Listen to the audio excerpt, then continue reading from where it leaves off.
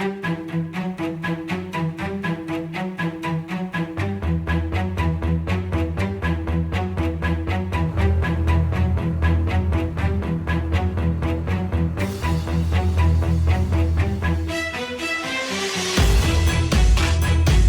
bem-vindos, então, à terceira reunião do NPP Login.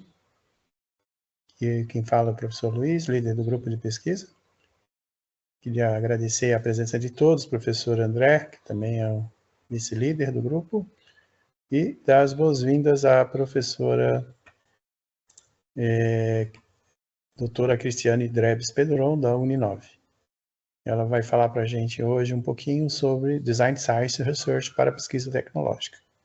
Isso é muito importante para o nosso grupo, porque somos um grupo de pesquisa que está envoltos aí com a questão de mestrado profissional. Professora Cristiane, então, fica aqui, então, o agradecimento desde já, e agora passo a palavra à senhora. A ideia aqui é que a gente possa partilhar conhecimento e dividir. Inclusive, pessoal, vou pedir que vocês me interrompam tantas vezes quanto acharem necessário, porque isso tem que ser um grande diálogo, né?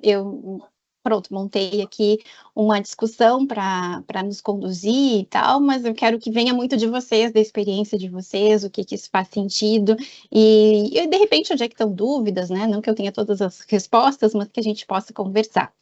Então, gente... André, sinaliza. Tá aparecendo para mim a tela. Tá, legal. Então, pessoal, uma rápida apresentação, porque o André já me apresentou. Eu trabalho na Uninove, tá? Sou docente no programa acadêmico em administração e também no PPGP, desde 2013. Eu fiz o meu mestrado, graduação e mestrado na Unicinos, graduação em informática, mestrado em administração. Vim para Portugal fazer meu doutoramento no ISEG, no Instituto Superior de Economia e Gestão da Universidade de Lisboa. Por aqui trabalhei alguns anos, né? Então eu acabei morando 9 anos em Portugal e voltei para o Brasil em 2013 e fui contratada pela Uninove. De lá para cá, eu venho trabalhando no programa profissional, né? Então, nós hoje nós temos nosso doutorado profissional também, temos a nota 5 o tempo todo. Hoje, inclusive, no colegiado se discutia que existe a perspectiva de se abrir a nota 6 também para os profissionais, e a Uninove já está lá pensando nas suas estratégias, mas a ideia é que a gente tenha uma experiência já, né, com programas profissionais, principalmente que os doutorados, os doutoramentos aqui nos trouxeram. Por quê? Porque exigiu do corpo docente todo um olhar, né, para os produtos tecnológicos e desenvolver conhecimento, porque, na verdade, estamos todos aprendendo nesse mundo do profissional. Então, que é o programa de pós-graduação em administração e gestão de projetos, ele é um dos primeiros do Brasil. Aliás, em gestão de projetos é o único, mas profissional é um dos primeiros e o primeiro a ter doutorado também. Então, a gente já titulou 3 turmas, estamos já trabalhando com a 4ª turma. Então, tem alguns doutores aí que já são do programa profissional e a experiência tem sido muito rica. Eu sou uma das editoras, eu sou editora científica da IPTEC, que é uma revista que publica só artigos tecnológicos. Então, é uma revista de inovação, de projetos e de tecnologia, e a ênfase dessa revista é a produção tecnológica. Então, a gente vai poder também conversar um pouquinho. Trabalho no Advanced Research Center, que é o grupo de pesquisa aqui de Portugal, do ISEG. Então, eu nunca perdi o vínculo e tenho trabalhado bastante com eles. Sou bolsista de produtividade do CNPq, já tenho alguns anos, e isso na verdade, né, André, porque a gente tem um pouco de cabelos brancos, né, mas é porque a produção ela é bastante exigente, e com o tempo, né, de tanto a gente tentar, a gente consegue a bolsa de produtividade, o problema é manter. Mas mantemos, por enquanto, está indo tudo bem. Levanto a bandeira do Parenting Science, né, que é a ideia de pais e mães na ciência. Sou mãe de 2 crianças. Legal. Trouxe eles agora para Portugal, estão aqui conosco, e é um desafio, né, é muito, muito bonito, porque o pai e mãe acadêmicos, aquela coisa toda, mas isso exige bastante, né, então, nos últimos dias aqui eu tenho trabalhado nos meus artigos e tenho sido professora do 3º ano aqui do meu lado, então isso não é um desafio. Atualmente sou parte do comitê de tecnologias de informação da ANPAD, então estou sempre muito envolvida com a comunidade e acho que é um trabalho importante para nós. Também lidero o tema e organizo o SINGEP. O SINGEP é um evento da Uninove, então desde que eu cheguei na Uninove, nós estamos já na 12ª edição do SINGEP, agora está no momento de avaliação de artigos e trabalho e me envolvo muito nessa atividade. Tenho meus projetos de pesquisa do CNPq também, isso é importante. E como eu não tinha muito o que fazer, eu resolvi abrir uma startup. Uma colega me convidou e eu achei por bem me aventurar. E confesso para vocês que é muito mais fácil dar aula de inovação e empreendedorismo do que inovar e empreender. Então, assim, tem sido uma grande escola. Olha, tiro o meu chapéu para todos os empreendedores. Mas eu fui em 5 summits, eu vesti o tênis, né? Eu vou com o pessoal do Sebrae, eu realmente me envolvi no ecossistema para tentar entender como é que, né, como funciona a mente desses empreendedores e é um grande desafio. Mas é uma EdTech, tá? Um dia a gente pode conversar. Nasceu na academia, é um artefato que veio do pós-doc da minha sócia. Então é uma experiência única, tem sido muito intenso, muito desafiador, não é fácil, mas tem sido muito bom. Então, esse é um pouquinho dos meus logos, né? Eu gosto de apresentar os logos, que eu acho que é uma forma de a gente contar um pouquinho da nossa história. Tá aqui o meu e-mail, né? Então, já fica o convite aí, quem quiser. O que eu pensei para hoje? O André me pediu para falar sobre DSR e pesquisa tecnológica, artigos tecnológicos. Então, eu pensei, começar por isso, né? O que a gente entende como uma pesquisa e um artigo tecnológico? E na sequência, eu vou fazer um flow para Design Science Research, passos de como executar a Design Science Research, e depois, vamos pensando juntos aí, por que a DSR é um método adequado para pesquisa tecnológica, tá? Essa é a minha proposta aqui para vocês hoje. Bom, pessoal, a IPTEC, né, a revista que eu sou editora científica, ela só publica artigos tecnológicos. E ali a gente precisa deixar claro para o nosso leitor, para os nossos autores, o que é um artigo tecnológico. Então a gente fica batendo na tecla, né, que é um artigo que tem um caráter de aplicabilidade, mas não pode deixar de ter rigor científico. Então, eu quero poder chegar no praticante e fazer com que ele perceba valor em material que é produzido pela academia. Eu preciso que a linguagem seja uma linguagem que alcance o praticante, mas eu preciso de uma pesquisa com rigor científico. Então, são estudos que vão fazer essas contribuições nesse contexto prático e profissional. E vai focar, né? E aí o nosso Biancolino, que o André bem conheceu, falecido, tem lá um artigo lá de 2012, já que falava, né, dessa contribuição de natureza técnica de um trabalho feita com propósitos profissionais, porém com rigor da pesquisa científica. E o professor Gustavo Mota, recentemente, que é um que levanta as bandeiras dos artigos tecnológicos, ele nos diz que é uma produção com ênfase profissional e o objetivo é apresentar a solução para um problema. Então, todos os artigos que chegam nas nossas mãos, né, que a gente considera como um artigo tecnológico, ele parte de um problema prático e ele traz uma solução. Isso seria o melhor dos mundos, né? Nem sempre a gente consegue as soluções e testam as soluções, mas apresentam uma solução, fazem uma proposição de solução. Então, essa produção que ela tem uma ênfase acadêmica, essa produção ela é muito baseada no paradigma do behavior, da compreensão. Então, que a pesquisa mais tradicional, é o mainstream da academia, né? Que é a descrição, a explicação de algum fenômeno. Então, essa é uma pesquisa mais de ênfase acadêmica. Por outro lado, a gente tem essa produção com uma ênfase mais profissional, que está mais no paradigma do design. E daí a gente tem os artigos tecnológicos, com uma abordagem para solucionar os problemas. E muitas vezes essa audiência, né, ela vai ser professores e pesquisadores, claro, mas os praticantes.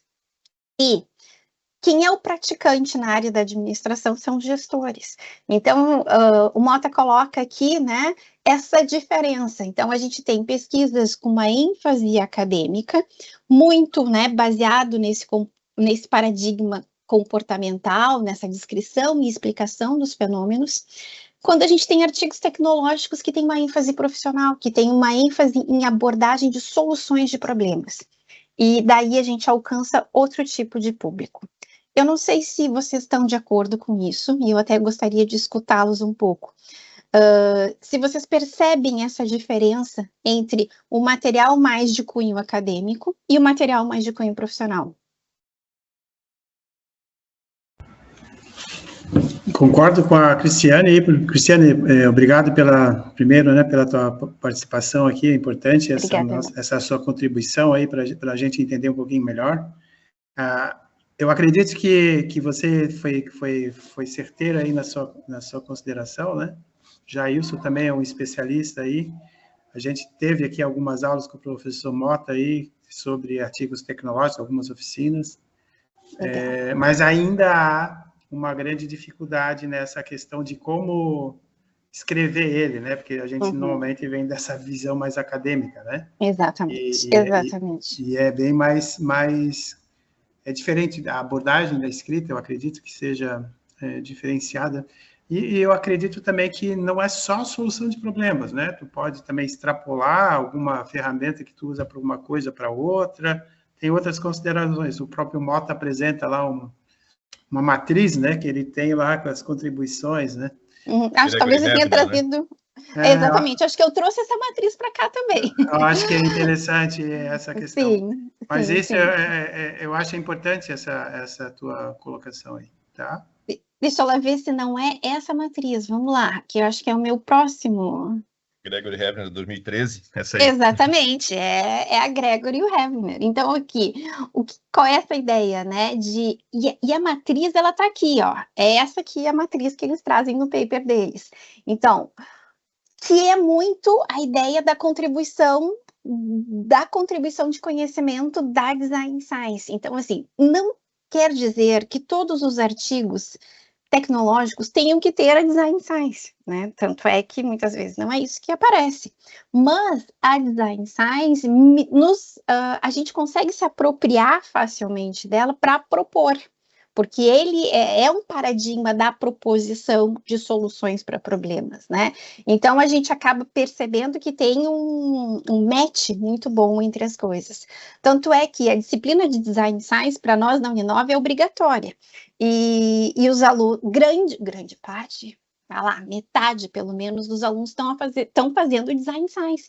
Por quê? E todas as teses são divididas em artigos, não há teses monolíticas no PPGP.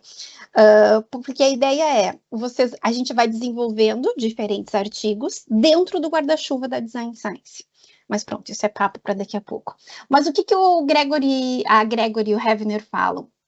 Que a parte de rotina, essa é feita pelas empresas de consultoria, né? Que é quando eu tenho uma autodomínio já da aplicação e tenho uma alta maturidade da solução. Então, isso é a rotina, né? Sem grandes contribuições para o conhecimento. As demais quadrantes, todos têm contribuições acadêmicas. Então, que a gente pode contribuir para o conhecimento. Melhorias e adaptações, muito provavelmente a gente vai ter dissertações de mestrado. São novas soluções que estão estendidas para novos problemas e desenvolve novas soluções para problemas já conhecidos. Então, aqui, caracteristicamente, a gente tem soluções, a gente tem contribuições de mestrado. E a inovação seria aquilo que é completamente novo, né? Que daí a gente está dando aquele tijolinho novo, que é algo que um doutor geralmente oferece na sua tese. Então, inventa uma solução para um novo problema. Não quer dizer que não saiam teses dentro de adaptação ou mesmo de melhoria, sai. Mas a gente está falando seria o quadrante top, né? Seria a tese de doutorado, estaria ali. Então, aplicar, né? Uma simples aplicação que ele fala em casos específicos de soluções conhecidas em problemas para os quais elas foram desenvolvidas, não retrata uma inovação, nem uma melhoria, nem uma extrapolação. Então, ali não justifica uma publicação, ali não tem espaço, é rotina, é trabalho de consultoria. Os demais, sim, a gente tem aqui. E aqui fica fácil de a gente perceber o quanto os nossos trabalhos que estão de cunho tecnológico, né? Combinam com a Design Science. E daí a gente está falando do paradigma do design. Então, assim, a gente precisa separar muito isso. E tem que ter muito claro, né? Na hora de os nossos alunos perceberem isso também. O Design Science é outro paradigma, é outra forma de fazer ciência. Então, é uma forma propositiva, é uma forma em que eu encontro um problema no campo e eu vou pensar numa solução, né? E eu vou trabalhar essa solução por meio de quê? De teorias já existentes, mas muito da capacidade desse pesquisador experienciar, ter criatividade, intuição, e vai conseguindo resolver esse problema de pesquisa. Como? Sozinho? Não. É justamente no campo. Então, a gente depende muito, no paradigma da ciência, do envolvimento do pesquisador no campo. Ora, mas no programa profissional, a gente tem as pessoas certas para isso. Por quê? Porque os nossos alunos são profissionais, né? E eles já vêm com os problemas, eles já vêm inconformados com alguma realidade. Tanto é que eles vêm buscar algo mais, né? Então, para mim é fabuloso trabalhar com esse público, porque é um público maduro, é um público que já vem de uma trajetória fantástica e que está incomodado, porque senão eles não fariam mestrado, né? Não fariam doutorado. E daí sim, então o que incomoda? Incomoda é uma dor de mercado. Então, a própria primeira parte da Design Science, que é a contextualização, né, a conscientização do problema, esse pesquisador que procura academia, que procura um programa profissional, ele já está sensibilizado. Então, já fica fácil, e esse é um pesquisador também que geralmente tem uma porta muito grande, facilidade de estar no campo. E daí, mais uma facilidade de a gente poder aplicar uma Design Science, que é um dos grandes problemas, é os pesquisadores estarem no campo e construírem no campo, né? Então, a gente está falando de um paradigma em que o pesquisador está inserido, e isso tem que ficar muito forte, que é um paradigma de pesquisa diferente. É um paradigma que vai propor novos sistemas, vai produzir soluções para aquilo que ainda não existe, né? Que é o tal do artefato. Então, em detrimento ao paradigma do behavior, que vai procurar entender os fenômenos, que vai explicar esses fenômenos. E não existe bom e mal aqui. Existem paradigmas diferentes para situações de pesquisa diferentes. Então, um vai explicar conhecimento, e foi assim que a academia entendeu até agora que era se fazer ciência, né, que é uma explicação dos fenômenos, e de um tempo para cá se percebeu que também há espaço para proposição. E daí os programas profissionais, eles são perfeitos para isso, e o paradigma, então, muda a forma de fazer ciência. Então, essa ideia do método que é colaborativo, né, que a gente precisa resolver problemas reais em contextos reais, e para isso a gente vai gerar também conhecimento científico. Gera muito conhecimento prático, mas também gera conhecimento científico. Por quê? Porque é feito de forma científica, né? A gente consegue documentar e replicar os passos de uma pesquisa. E daí tem algumas palavrinhas aqui que são chave, né? Que é a construção de um artefato. A gente passa a vida produzindo artefatos, mas não só a produção desse artefato, não só a proposição desse artefato, mas a validação do artefato, considerando diferentes critérios de validação.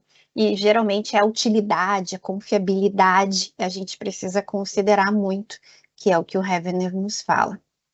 Então, o Design Science, ele é pragmático, ele vai buscar aprimorar a teoria, mas também aprimorar a prática, né? Então, e como é que a gente valoriza o valor da teoria? Ele é avaliado pelo grau da forma como a gente melhora a prática. Olha que forte isso, né?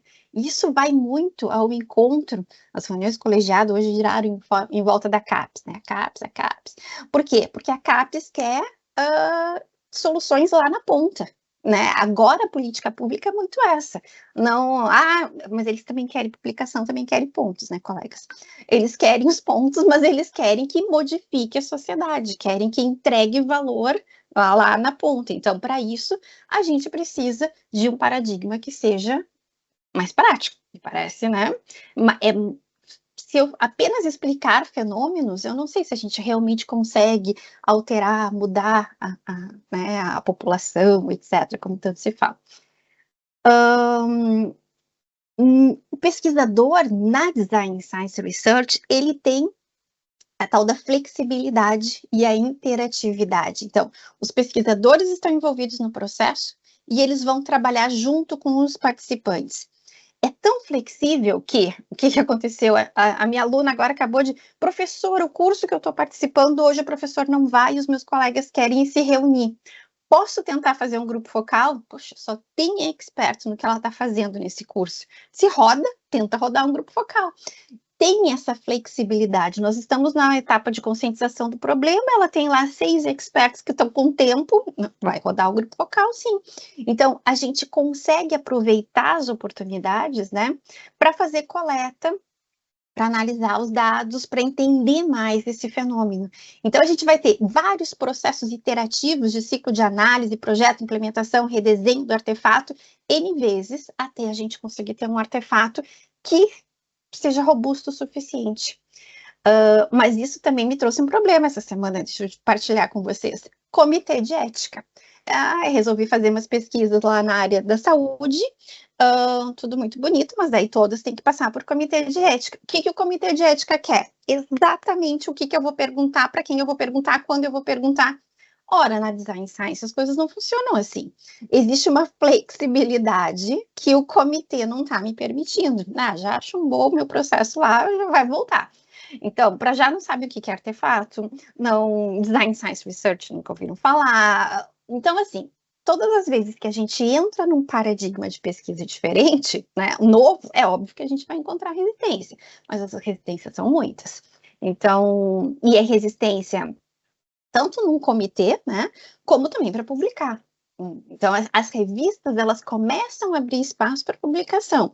Agora, o nosso journal lá, que é o principal de gestão de projetos, International Journal of Project Management, abriu uma bandeira, e foi da Gregor, levantando que precisamos de artigos, saiu agora, 2024. Inclusive, teve um artigo nosso citado que está brilhando ali, né?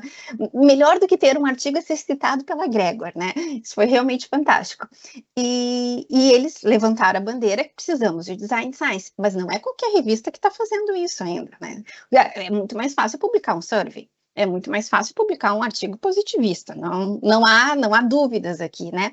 Mas já começa a se ter espaço para outros tipos de publicação e a Design Science começa a se ficar mais interessante, vamos lá. Mas sim, as resistências existem.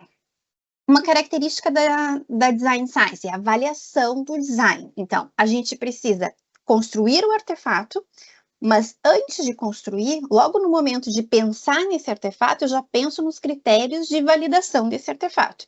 Por quê? Porque eu preciso, atenção, já existem alguns artefatos aqui, mas eu vou criar outro. Por que você vai criar outro? Porque eles não atendem a alguns critérios que são importantes. Então, esses critérios como utilidade, qualidade, eficácia, facilidade de uso, completude, são alguns critérios que os pesquisadores podem entender que são importantes. E daí a gente precisa demonstrar isso ao longo do processo. Rigor. Nós precisamos de métodos rigorosos. E sempre que entra um paradigma novo, uma nova forma de fazer ciência, quem é que aqui já começou com estudo de caso? Eu me lembro que quando eu fiz estudo de caso, eu tinha que seguir by the book do IN e explicar detalhe por detalhe. Por quê? Porque senão não passava, né? Isso lá em 90 e tal, né? Hoje a gente enfrenta os mesmos problemas, mas com o quê? Por quê? Porque é novo, porque não é o mainstream, então a gente vai enfrentar essas dificuldades e tem que ser muito rigoroso para explicar os passos. E a contextualização, então a gente precisa pensar que a gente vai ter no processo de pesquisa e ele é muito contextualizado. Eu estou com essa aluna que ela está há pelo menos um ano na parte da contextualização do problema, conscientização do problema. E hoje ela disse, prof, na verdade, eu acho que meu problema não era aquele, é outro. E pode ser outro mesmo. Por quê? Onde é que a gente encontra o problema? É no campo. Então, quanto mais eu interagir, mais eu perceber, mais eu for astuto o suficiente, eu acabo conseguindo identificar onde é que está o problema. E a contextualização, ela é fundamental, é estar junto naquele campo, muito contextualizado, muito atento. Chega a ser até difícil fazer um projeto de Design Science. Por quê? Porque a primeira etapa é fundamental. Antes da primeira etapa da conscientização do problema, eu não consigo dizer qual é o meu problema de pesquisa, eu não consigo dizer qual é a minha questão de pesquisa. Por quê? Porque eu tenho que ir para o campo, né? Antes disso, não há... Então, a Design Science, ela precisa muito dessa contextualização. Mas falamos muito de arte... Por favor. Vamos lá, eu vou só fazer uma pergunta, não quero atrapalhar a tua apresentação, mas da forma como tu falasse, já tens me orientando e que está trabalhando nesse sentido, e que os TCCs de vocês são artigos, o nosso modelo no PMPGIL, por decisão da instituição, ele ainda mesmo no mestrado profissional, ele ainda é dissertação. Uhum. Só que, via CAPES, nós temos que começar a trabalhar PPTs e começar a produzir algo nesse sentido. Então, eu estava até conversando com a professora Tati, que é a coordenadora, e, de certa forma, nós estamos querendo fazer os dois mundos numa coisa só, mas nós vamos ter que... né, porque a gente não pode... A ideia inicial seria a entrega do mestrado profissional é um artigo tecnológico. A instituição não aceitou e tal, a entrega é uma dissertação. E a gente está falando assim, então, de certa forma, a nossa ideia é fazer a parte lá das contribuições conterem alguma coisa nesse sentido. Uma coisa será a entrega via instituição, formalizado e tal, para depois nós buscarmos um artigo que saia dessa dissertação com um apelo tecnológico, observando...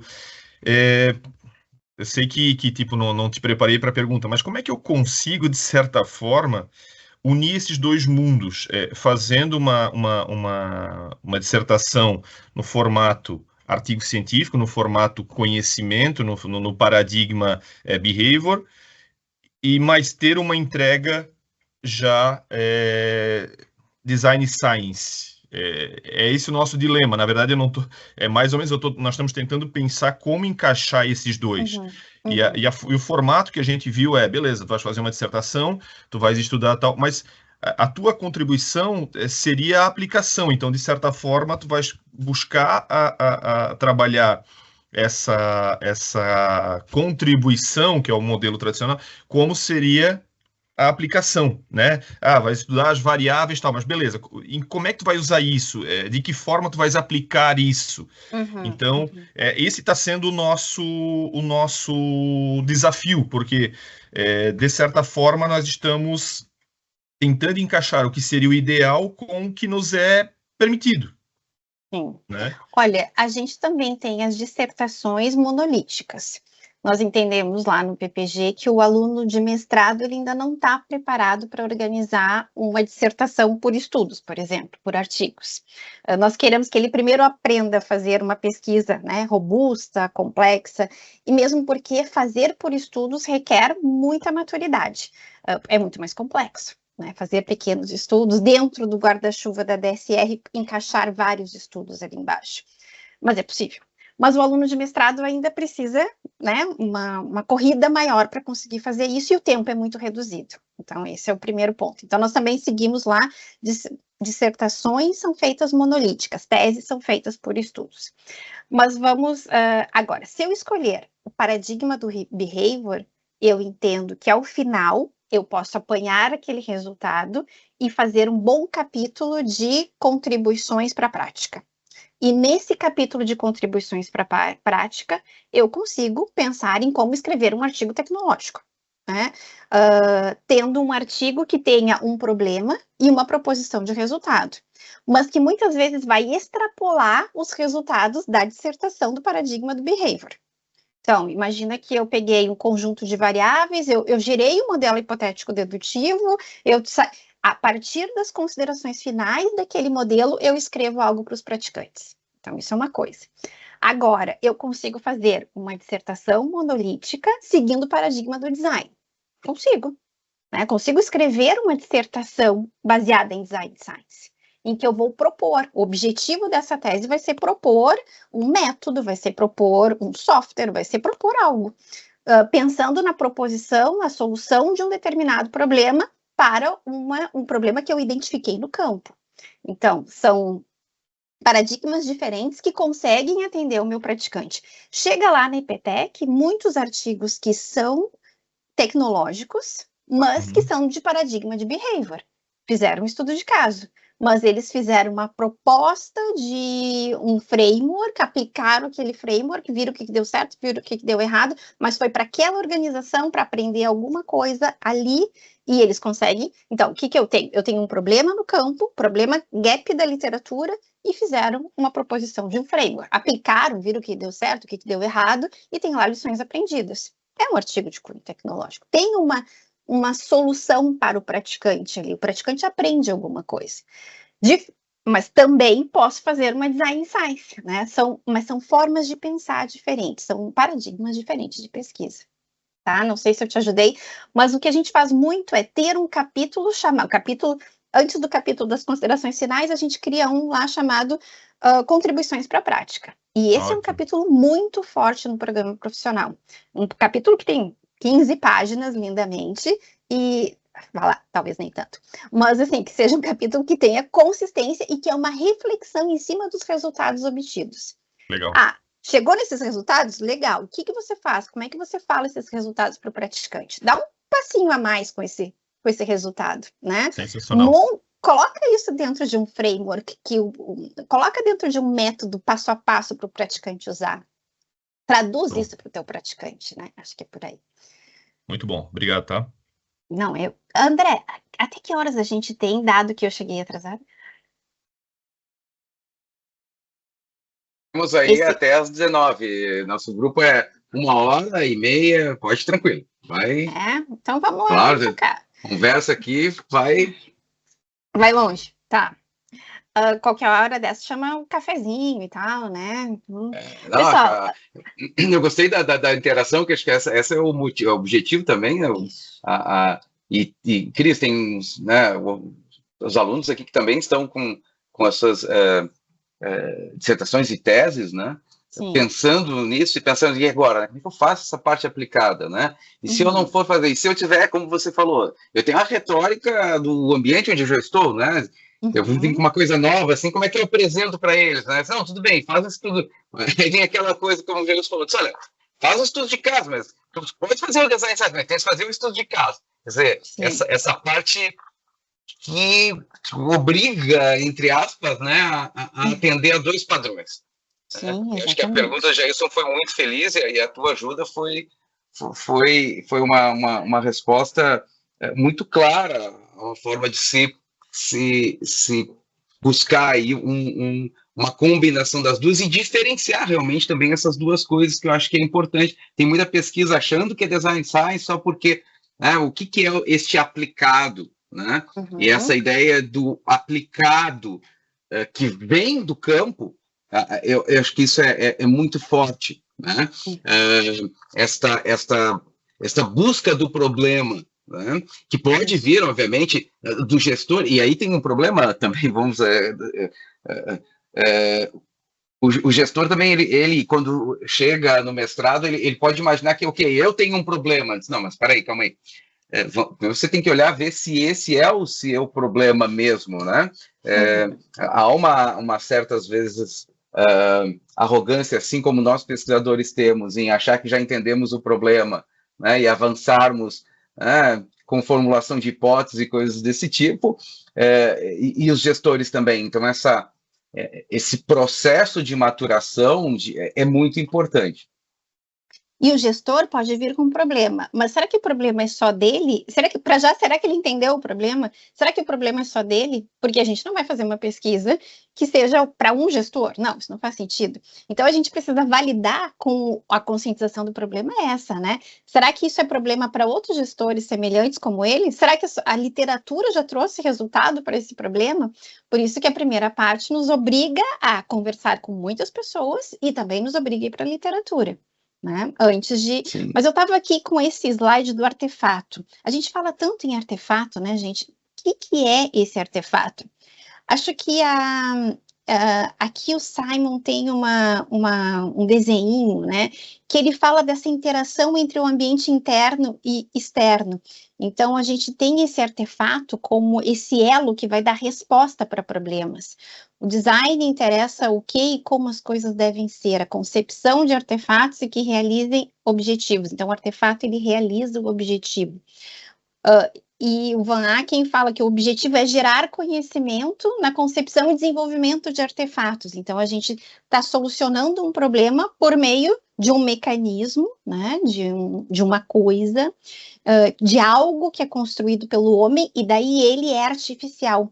Por isso que a gente fala que o Design Science é a ciência do artificial, é algo que é construído pelo homem e colocado nesse sistema, que faz essa relação que a Dresch fala entre o ambiente interno e externo. Acho que essa figurinha que a Dresch, o Lacerda e o Junico fizeram, ela é bem feliz para mostrar essa interação entre o interno e o externo. O artefato é esse mecanismo. A gente vai ter artefatos de diferentes tipos, né?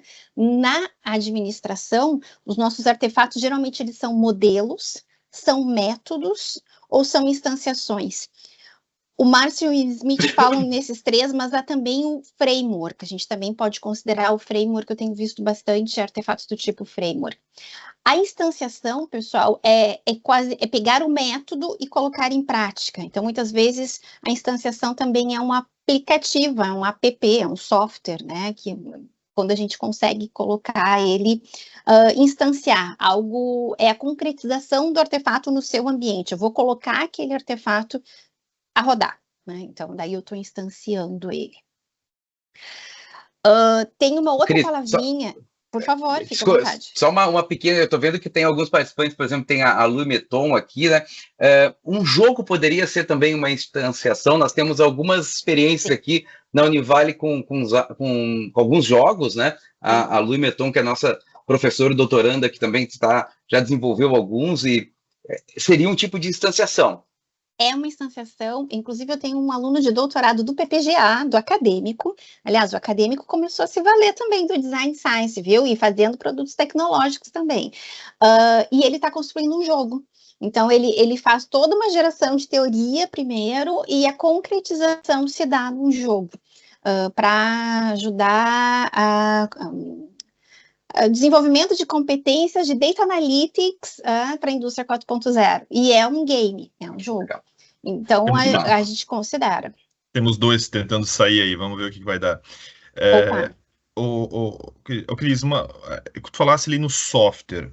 O artigo, aí não é um artigo tecnológico, mas aí seria um produto tecnológico, então, porque o software é o produto final, é o output do processo. É isso, né? Olha que legal. Você chegou exatamente onde eu queria. Pessoal, o que a gente chama de artefato na Design Science é o produto tecnológico. Ou, né, vamos ver. Um artefato pode dar origem a até mais de um produto tecnológico. Mas, sim, se o meu artefato é o software, ele é o produto tecnológico. Eu vou lá e ainda vou fazer um licenciamento de software e ainda saio com a minha patente, né? Mas eu posso ter um artefato que é um não patenteável, um produto não patenteável. Um método é um produto não patenteável. E é um PTT, né? É um dos produtos que está lá para nós fazermos, é um produto não patenteável. Então, o produto da Design Science é um artefato. O que é o artefato? É o produto técnico-tecnológico. Então, assim, realmente, o método cai como uma luva para os nossos programas profissionais. Agora, eu posso pensar que eu tenho um produto tecnológico que é a construção de material didático para fora do programa, né? Isso é um produto também.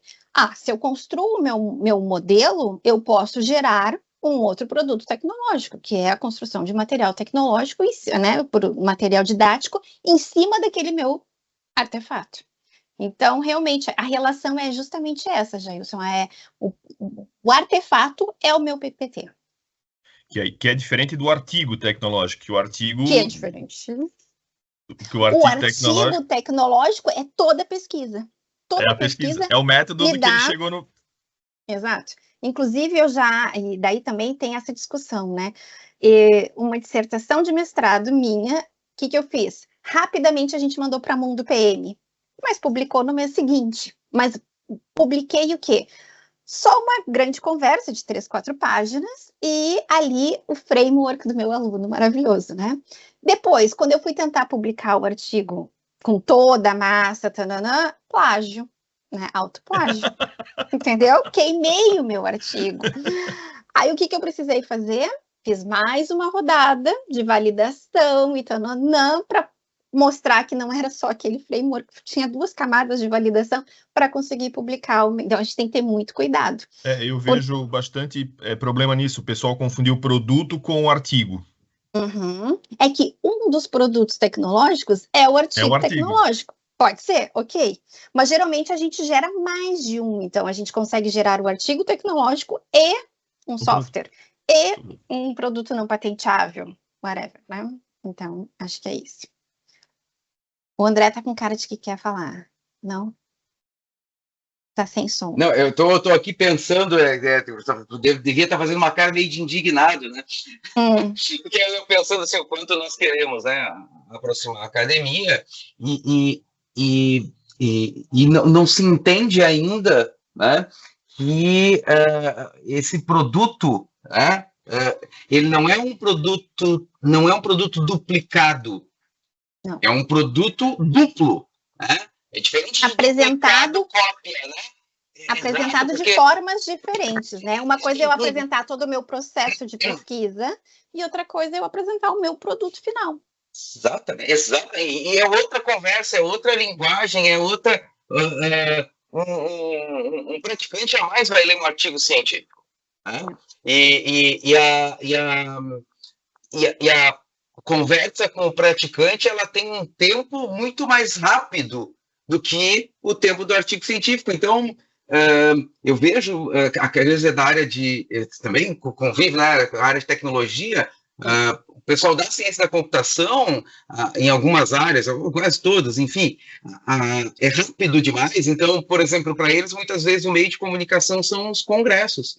A I3E, por exemplo, congressos da I3E, tem uma validação muito grande, porque eles precisam desse dinamismo. Se eu esperar 4, 5 anos para ser publicado, já foi. Né? E aí acho que a gente está começando a aprender isso, né, Cris? Quer dizer, olha, eu preciso me comunicar com os praticantes. Agora, poxa, se eu também tenho que publicar, eu vou guardar, né? Eu vou me comunicar com os praticantes daqui a 4 anos, senão eu estou cometendo outra coisa. Eu acho que isso é interessante, porque levanta essas questões e que a gente precisa discutir, né? Claro. E que o framework de Design Science coloca de uma forma muito interessante. O Gelson comentou isso. A pesquisa que eu faço, como eu faço, a criação do conhecimento, essa é a forma do artigo tecnológico, né? A criação do conhecimento e a solução, e não o artefato, mas como eu cheguei e usei. É isso aí. Muito bom. Que legal. Olha, esse papo eu estava precisando ter. Que eu tenho? Pronto. Essa palavrinha aqui, pessoal, ela é extremamente importante e a gente precisa ter atenção, que é a classe de problemas. Porque um artefato, ele está sempre respondendo a uma classe de problemas.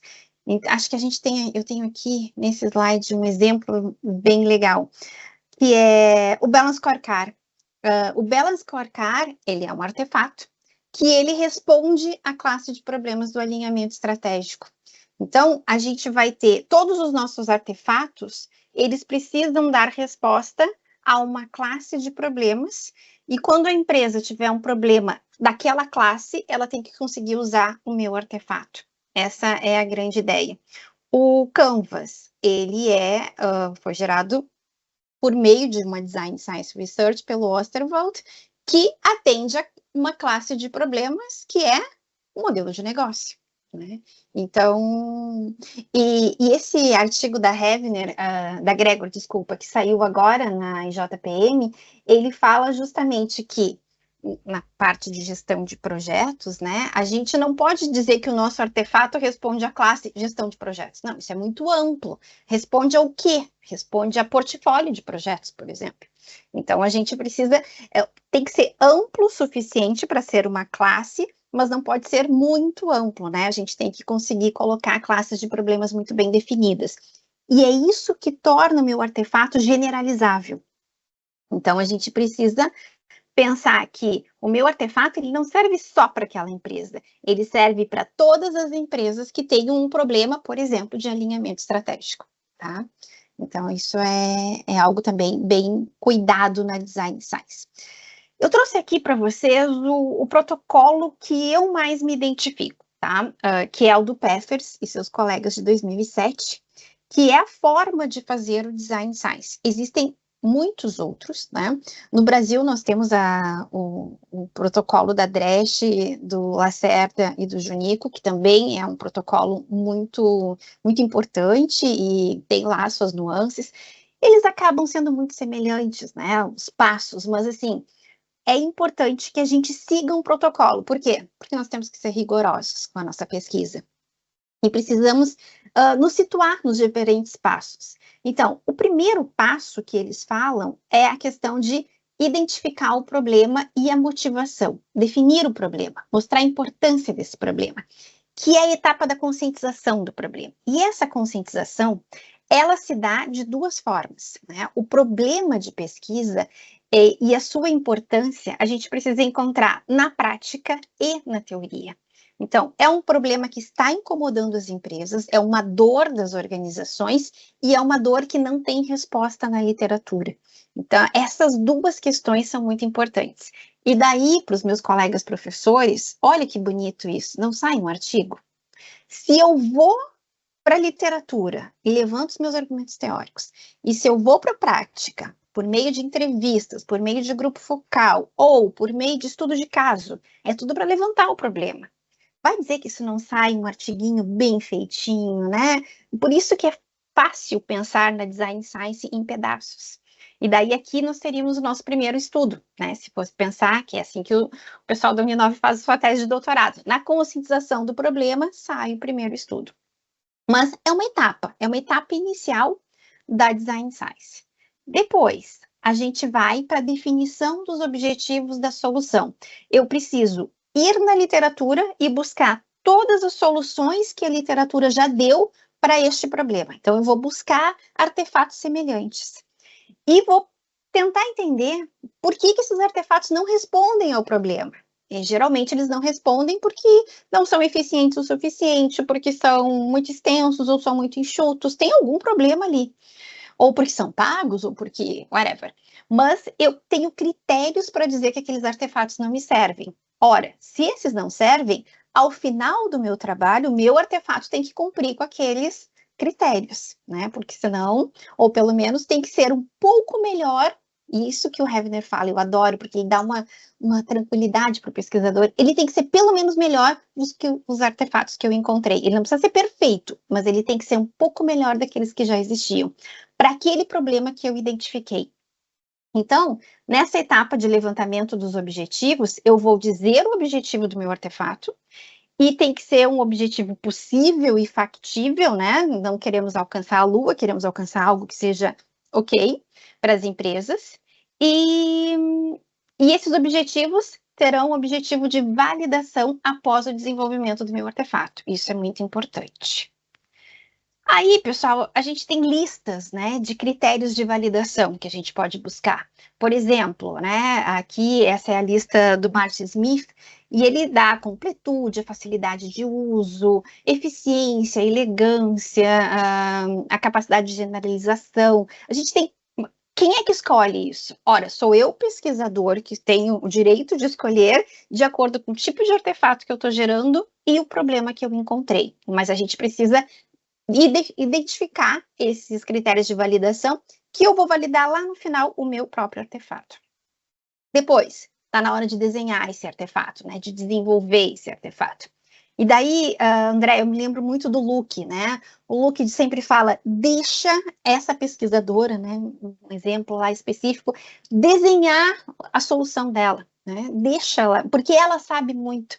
Ora, se vocês leram muito, se vocês falaram com muitas pessoas, o pesquisador já conhece, tem uma trilha sobre isso, o pesquisador consegue, de forma abdutiva, e daí vem a etapa da abdução, construir o seu artefato. Ah, mas de onde é que veio? Gente, nem que seja conhecimento tácito acumulado. Ele vem da inspiração toda, da criatividade desse pesquisador. E ele não vem não estou dizendo que ele não leu, ele leu muito, ele foi a campo. Está na hora de ele desenhar o framework, está na hora de ele desenhar o modelo, o método. Só que daí fica por aí? Não, aí que vem a parte bonita, né? Esse pesquisador vai desenhar, vai criar o seu artefato, e que são de diferentes tipos, como está aqui, e depois ele vai demonstrar e vai avaliar. Eu até que coloquei esses dois juntos, porque geralmente na etapa que a gente demonstra, a gente vai para um determinado contexto e apresenta esse artefato, usa esse artefato, a gente já avalia. Eu estou agora validando um artefato, que é um canvas de literacia em saúde, com profissionais de saúde. Então, estou visitando empresas, eu estou visitando consultórios, médicos, enfermeiros, fisioterapeutas, mostrando o artefato. E depois que eu mostro, né, discuto num grupo focal, etc., eu já entrego o meu formulário com os meus critérios, com campos abertos para as pessoas dizerem, ó, é fácil de usar, de 1 a 5, né? Mas deixa um campo aberto para as pessoas dizerem por que não está sendo fácil de usar. É completo o suficiente, né? São os meus critérios, mas se dá de forma meio que imediata. Faço o grupo focal, faço as entrevistas, demonstro o artefato, deixo as pessoas discutirem e já entrego o formulário individual para eles me trazerem. E aqui, nessa etapa, eu estou dando muitas voltas. Porque a cada vez que eu recebo um bom feedback, eu vou lá, modifico o meu artefato. Vou de novo, demonstro. Recebo feedback, modifico. Aqui eu estou amadurecendo o meu artefato de uma forma bem significativa. Então, é demonstrar o uso para resolver a instância de um problema, ou seja, no meu caso lá, estou falando com diferentes empresas, etc. E já vou medindo e verificando se os critérios estão sendo atingidos, tá? Posso fazer isso de diferentes formas. Eu poderia fazer isso por meio de um grupo, de um estudo de caso. Posso pegar o artefato e colocar lá no campo e ver como é que as pessoas, né, se atende ou não atende aquele caso. Posso fazer por meio de um experimento. Já estou até conseguindo alguns colegas quant para me ajudar a rodar algumas hipóteses, fazer um modelo. Nesse momento eu posso rodar hipotético dedutivo, né? Dependendo da forma como está lá o meu modelo, eu posso rodar um experimento. Então, existem várias formas, né, que os autores nos trazem, que eu posso demonstrar esse artefato. E daí, de novo, essa é uma etapa que sai de novo um artigo, né? Só essa pequenininha sai um artigo também. Aqui são algumas formas, dependendo do tipo de artefato, geralmente são as formas de validação dele, as oportunidades. E daí vem a nossa última etapa, né, que é a publicação do nosso material. E teve um colega que perguntou, né, como é que a gente publica isso. Esse material, e olha que interessante, eles deixam bem claro, precisa ter uma publicação acadêmica e precisa ter uma publicação para os profissionais. Ele precisa ser comunicado para ambos os públicos, com as linguagens e as especificidades de cada público. Então, a gente precisa alcançar a academia, sim, e precisa alcançar o mercado. Essa é a razão de ser da Design Science. Trouxe aqui para vocês o que a Gregory e o Hever, em 2013, no MIS Quarterly, sugeriram de formato acadêmico para publicar, tá? Então, uma introdução, olha, não tem nada de diferente aqui de uma pesquisa do Behavior. Introdução, revisão de literatura, método. Aí sim, descrição do artefato, explicar como é que esse artefato funciona. Como é que esse artefato foi avaliado e daí fazer uma discussão. E depois conclusões. Então, a gente tem aqui um formato típico de um artigo de Design Science. São todos assim? Não, não são todos assim, mas aqui está a sugestão da Gregory e do Hevener de como publicar bem uma Design Science. Eu tenho visto muitas nesse sentido, tá? E agora eu vou deixar aqui a pergunta, né? Por que uma Design Science é um método adequado para uma pesquisa tecnológica? Eu acho que vale a gente conversar sobre isso e trazer mais questões aí que a gente possa... Eu até trouxe também um exemplo, se vocês quiserem eu passo ele, mas acho que vale muito a pena a gente usar o tempo também para conversar um pouquinho, né? Nossa, Cris, excelente. Eu vou deixar aberto aqui, Luiz acho que está... Eu tenho bastante questões. Vamos lá. Olá, Cristiane, muito interessante essas duas colocações. Eu conheci um pouco do DSR, né? Na verdade, eu sou de engenharia, mas estou aqui na administração. E a minha área é em operações, né? Gestão da cadeia, gestão logística, gestão de operações de forma geral. Eu acho que, pela tua apresentação, né, mostra, com certeza, que esse é um método adequado para esse tipo de pesquisa. Só que eu tenho algumas dúvidas, né?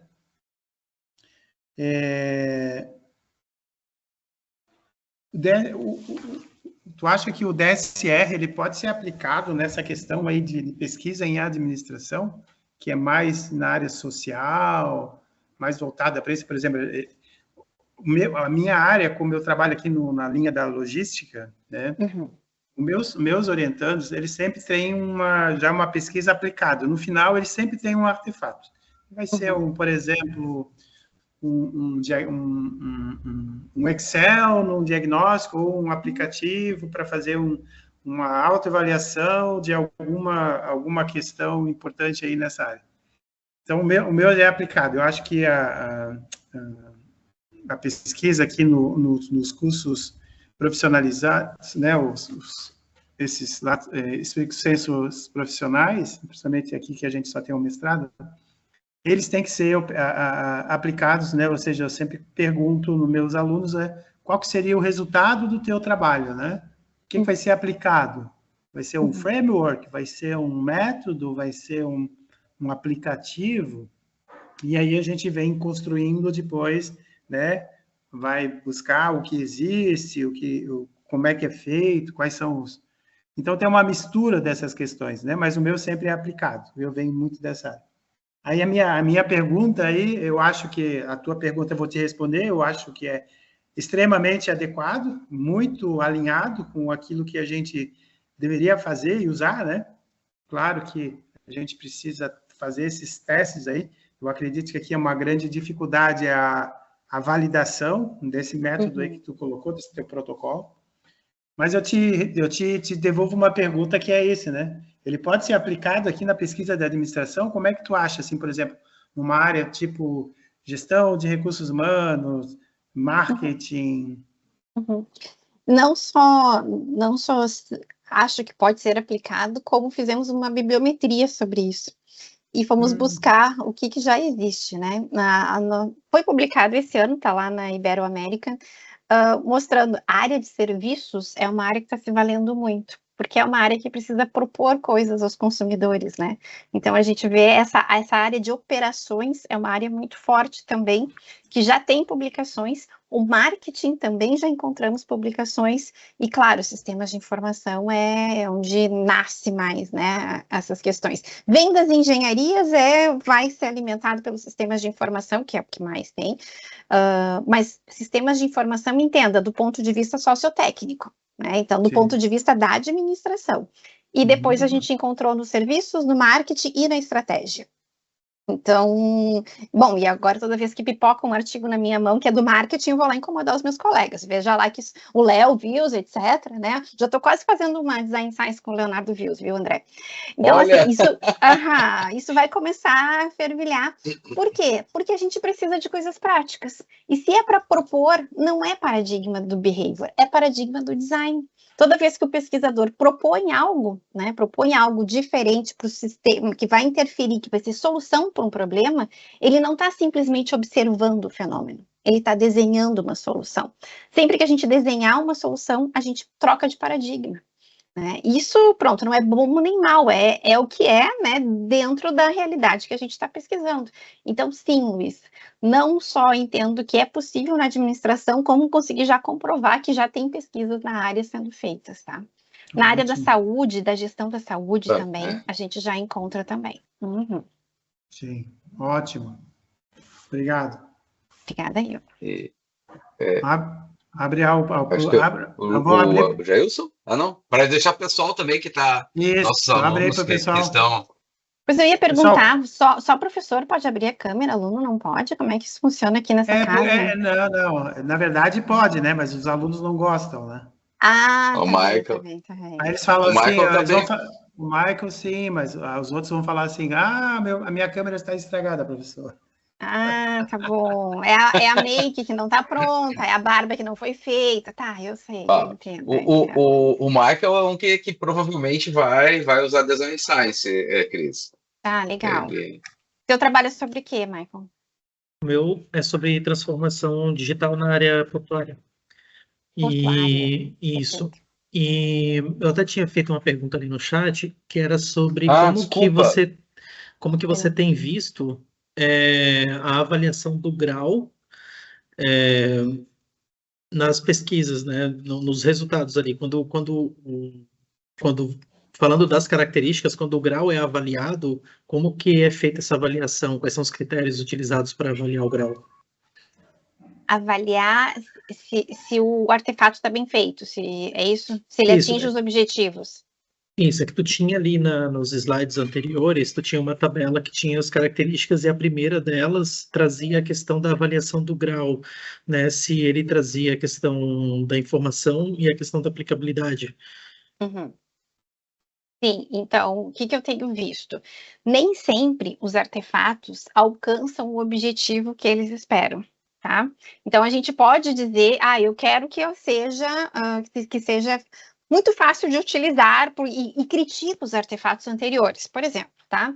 Só que quando eu construo o meu artefato, a minha crítica também fica pesada em cima do artefato e ainda não está muito bom. O que isso significa? Que eu preciso redesenhar o meu artefato.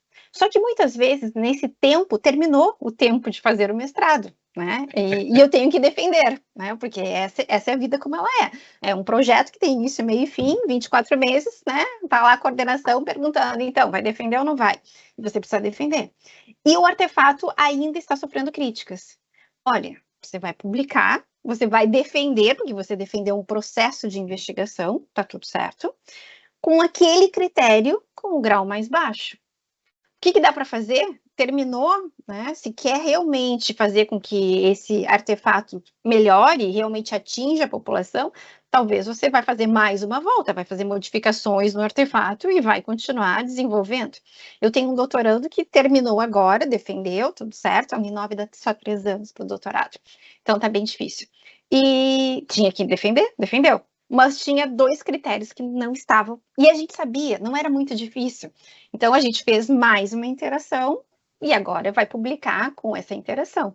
O registro de software já vai sair com a interação nova, né? Porque nós temos interesse em ter bons artefatos. Esse artefato provavelmente vai virar a empresa desse meu aluno, né? Vai dar início à startup dele. Então, a gente realmente quer um artefato que tenha valor. Aí que tá, eu acho que vai além de um objetivo acadêmico. Quando a gente está propondo coisas para a sociedade, a gente quer que tenha primazia, né? A gente quer a melhor solução possível. E por isso a gente vai estender a pesquisa. E tá tudo bem, porque vai ser o nosso produto. Eu acho que isso também brilha os olhos.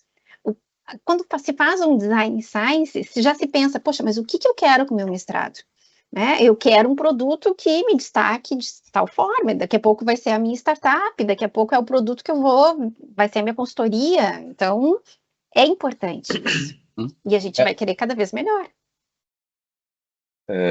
Cris, eu estou pensando também, né, que quando a gente imagina né, um artefato, talvez muitos pensem, vamos imaginar uma empresa, o Michael está trabalhando agora, processo de transformação digital. Talvez seja um framework de maturidade, de portos, para ajudar a empresa a entender em que fase ela está.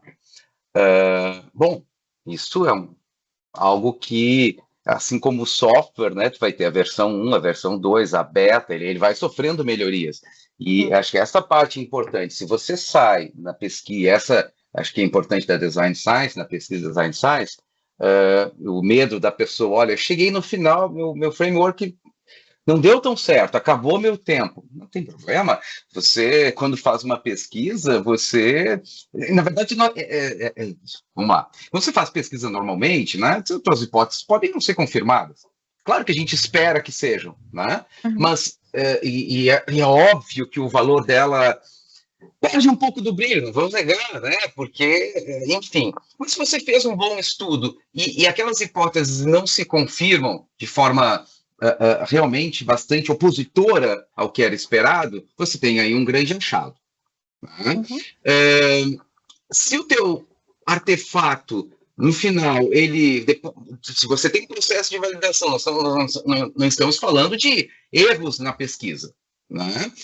Mas você fez um processo de validação, de levantamento, de buscar entender o problema, e no final não funcionou a avaliação. Bom, o que aconteceu? Né? Houve um contexto que não estava tão claro, quer dizer, isso também traz uma contribuição muito boa. E se você tem uma boa ferramenta de avaliação e você tem uma documentação, você tem uma ótima tese, uma ótima dissertação. Né? E o momento onde você para o artefato também, vamos imaginar que você quer um software, mas eu não vou ter nem tempo nem dinheiro para esse software, tudo bem? Você pode parar num MVP, num mockup, mas agora você tem que especificar muito bem o que eu quero para esse MVP, o que eu espero desse mockup, como eu vou validar isso, como eu vou trazer para a minha tese, para minha dissertação, e como tecnológico, vou imaginar depois, como é que eu vou dizer para o gerente, se coloque na posição, né, onde o teu diretor executivo te contratou, esse cara é bom, como é que eu vou explicar agora para esse cara, né, que isso aqui tá bom e o que falta fazer, é outra etapa, eu ainda... Um pouco isso, tanto da perspectiva acadêmica, que aí é com o rigor, com a qualidade das entrevistas, com a completude, com o seu cuidado em levantar todas as informações existentes. E aí, né, Cris, uma coisa interessante, que a gente bate bastante já no nosso mestrado, no doutorado e na Uninove também, a gente fazia isso. Bom, as pessoas têm costume de fazer revisão teórica, né, da literatura, vai na Web of Science, na Scopus procurar. Para desenvolver artefatos tecnológicos, você vai ter que olhar a base de patentes, você vai ter que fazer busca compreensiva na web, né? Vai ter que tentar listar se existem naquela área, daquele campo, quais são os jornais profissionais, as feiras, né? Fazer uma entrevista com especialistas, porque o conhecimento tecnológico ele não é fora as patentes, ele não é tão formalizado na sua publicação como científico. Então, você se faz uma tese, uma dissertação de Design Science e não tem essa fase, você já tem aí um problema, né? Que vai adicionar, então, a cultura tradicional da academia de apenas olhar o conhecimento científico, né? Se você está buscando desenvolver artefatos, se você está buscar um conhecimento científico do ponto de vista aplicado, quer dizer, o conhecimento tecnológico, você vai ter que saber procurar ou mostrar essa procura nessas bases também. O Jailson está se despedindo, eu acho, porque ele tem aula. Né? Sim. Ele já saiu. Legal. Obrigado, Jailson, obrigado. Abraço. Olha, e também é interessante, já aconteceu recente. Um aluno defendeu, e o artefato dele foi validado, mas não estava fantástico. A gente pegou o artefato dele, rodamos numa turma inteira de doutorado, vários grupos, 5 grupos rodaram, instanciaram o artefato. Parem para pensar quantas vezes o Canvas já foi instanciado e quanto já não melhorou o Canvas, né? Se vocês olharem, a gente já nós lemos na sala de aula a tese do Osterwald. É infinitamente diferente o Canvas que se tem hoje, mas foi gerado num processo de Design Science. Então, qual é o valor do artefato? É que ele seja instanciado e que ele ganhe vida, né? E que ele é dinâmico, ele vai melhorando ao longo do tempo. Então, esse exercício é um exercício muito legal, porque o aluno terminou a tese, tem lá o artefato. Nós rodamos 5 vezes o artefato dele em 5 empresas diferentes. Entregamos os dados todos para ele. Agora ele está com a faca e o queijo na mão para fazer um grande artigo. E cada grupinho fez o seu artiguinho lá para o SINGEP também. Então, também foi interessante, né? Um ganha-ganha. E foi feito dentro de casa, né? Fizemos isso, mas em 5 empresas diferentes é muito valor para a pesquisa principal, né? Sim. Então, a gente tem que usar essas nossas ferramentas e os nossos grupos, né? Para a gente rodar e melhorar os artefatos. Acho que é por aí. Por favor, Luciana.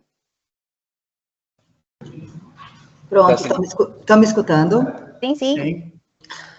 Boa tarde, Cristiane. Boa tarde. Eu sou aluna aqui do PPGA, né? Vou fazer a minha tese e eu sou professora também aqui na Univale.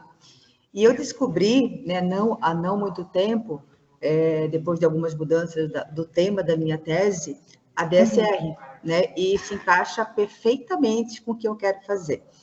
Né? Então, eu ainda estou na fase das leituras, né? Já troquei uma ideia com o professor André, né? Iniciei pelo livro lá da Dresch, né? Sim, que é ótimo, muito didático. Até do sempre com ele, né? Depois de comprar o livro, ele vinha errado, né, André? Por coincidência. Então, assim... Não, e assim, o meu tema... Depois tu conta, porque essa ninguém entendeu. Essa eu tenho como provar, né? O meu tema, assim como o professor Luiz falou ali da área da administração, eu também já estou lendo, né? Como ele é possível, né? E realmente ele encaixa. E o meu tema é precificação. Então, a minha ideia é criar um frame, né, para que as empresas, né, que é um grande problema, aquilo que você falou hoje, uma grande problemática de uma dor dos empresários é a precificação. Ela é sempre uma dor.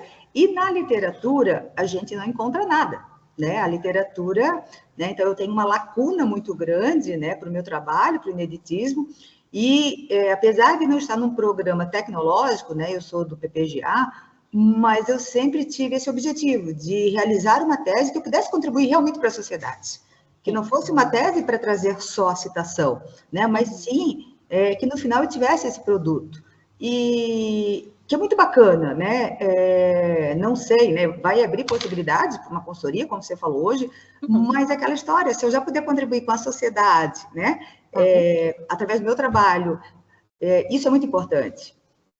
Aí eu queria te fazer uma pergunta dessa fase inicial, desse grupo de entrevista, né? Quando a gente vai começar a sair, vai começar a coletar essas informações, né? Então, eu tenho pensado, né, que eu vou trabalhar com 2 grupos nesse momento. Começar a escutar esse mercado, começar a escutar esses empresários, né, as dores, e também escutar profissionais que estão nesse mercado já com consultores, né? Então, trabalhar com esses 2 grupos iniciais. Então, de um lado, os empresários, né, eu vou fazer, inicialmente, a gente vai fazer um recorte, começar com empresas de médio porte, né, até porque as de grande porte, normalmente, elas têm mais condições de tudo isso, e as pequenas e as médias não. Então, começar com esse recorte, de um lado, escutar esses consultores que já estão atuando e trabalhar com esses empresários. Então, começar a partir daí, né, mais a literatura, né, para dar todo o start aí, então, para todos os passos seguintes. Para entender qual é o problema exatamente, né? Isso, né, porque não adianta só eu ir para a literatura, né? Sei que é uma lacuna, sei que não tem, mas espera aí, lá na prática, o que se fala hoje? Né? E até porque o grande objetivo será trabalhar, né, que esse frame, ele seja, né, contribua para eles aprenderem esse processo de precificação, não exatamente o preço final, mas o processo de precificação como algo estratégico, sabe? Olha que interessante, Luciana. Você precisa perguntar para eles que tipo de artefato eles querem. A gente não pode dizer já que é um framework, porque você não foi conversar com eles ainda. Daqui a pouco eles querem o método de como é que eles precificam. Então, inclusive, o tipo de artefato vem dessa busca, dessa primeira interação, dessa primeira fase. Uma das coisas que não pode... Assim, é ruim até de propor um projeto dizendo que eu vou propor um método. Eu não sei se eu vou propor um método se eu não fiz a conscientização do problema ainda. Então, no mínimo, você tem que estar, né, assim, atenta, né, já ter feito algumas entrevistas antes de dizer, claro, você pode ir com uma ideia, mas talvez não seja isso que o seu praticante queira. Talvez, você mesmo disse, eu quero um processo, talvez ele queira um método, ele não quer um framework.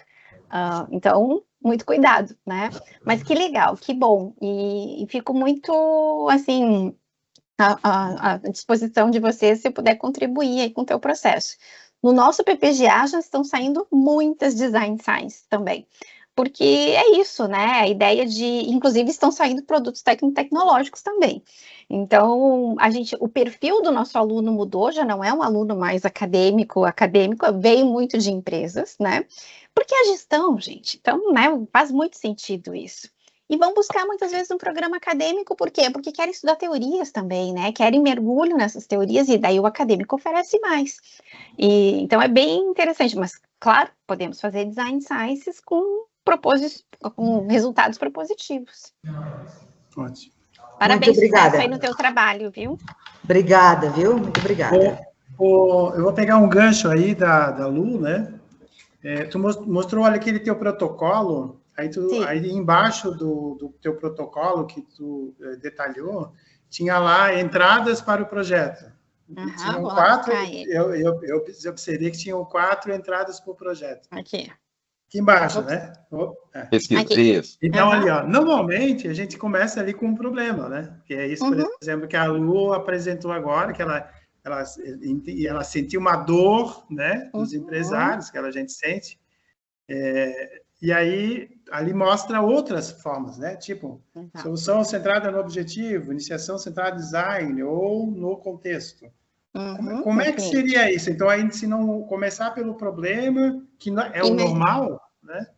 Geralmente, as pesquisas estão iniciadas centradas no problema, mas nada impede de eu começar a desenhar um artefato, né? Por quê? Porque eu já venho fazendo um sistema, ou porque, né? E daí eu entendo que aquele sistema que eu venho desenvolvendo, e a gente pega muito aluno assim, o pessoal chega, eu desenvolvi, eu venho da consultoria, e lá na consultoria eu desenvolvi um método. E, mas aí sentiu falta de reforçar aquele método. Então, a gente tem uma iniciação centrada no design, por exemplo, de um método, que já está aplicando com pequenas empresas e está já há 3 anos, e aquilo vem funcionando, mas sente que tem uma lacuna ali que precisa melhorar. Então, aí que tá, esse é um exemplo típico, né? Um aluno que vem de consultoria e já desenvolveu um método. Ou já peguei também professora, eu já venho fazendo o meu software, né? Já há muito tempo esse software vem sendo desenvolvido e eu quero tornar esse software a minha tese. Bom, então, iniciado, centrado já no design, já centrou no design. E daí a gente passa por todo o problema. Primeiro vamos ver, será que esse software, ele realmente atende um problema? A que problema ele atende? Que literatura ele está relacionado? E daí a gente entra no ciclo do protocolo normal. Tá. Porque assim, eu acho interessante isso, né? Porque a gente, às vezes, tu tem isso, e isso não é muito aceito na pesquisa tradicional, né? Exatamente. Aí o que acontece? Exatamente. Olha, eu tenho aqui um artefato, estou procurando um problema para ele. Exatamente. Mas já estou com a solução desenhada. É que geralmente, o que acontece? A solução ela não fica aquela. Ela vai ser modificada. Sim. Mas ela já nasceu, já tem um embrião ali. Mas ela não, né? Ela acaba sofrendo modificações. Eu acho que essa é a solução, normalmente. Eu estou com um aluno que é isso, não sei se ele está aí. O Gabriel Vicente? Não, né? Não. O Gabriel, por exemplo, ele desenvolveu um método para gestão de materiais de indústria. E aí ele tem... Mas de forma empírica, de forma... Isso, empírica. E ele desenvolveu. Aí, por isso que ele veio para o acadêmico, para o nosso...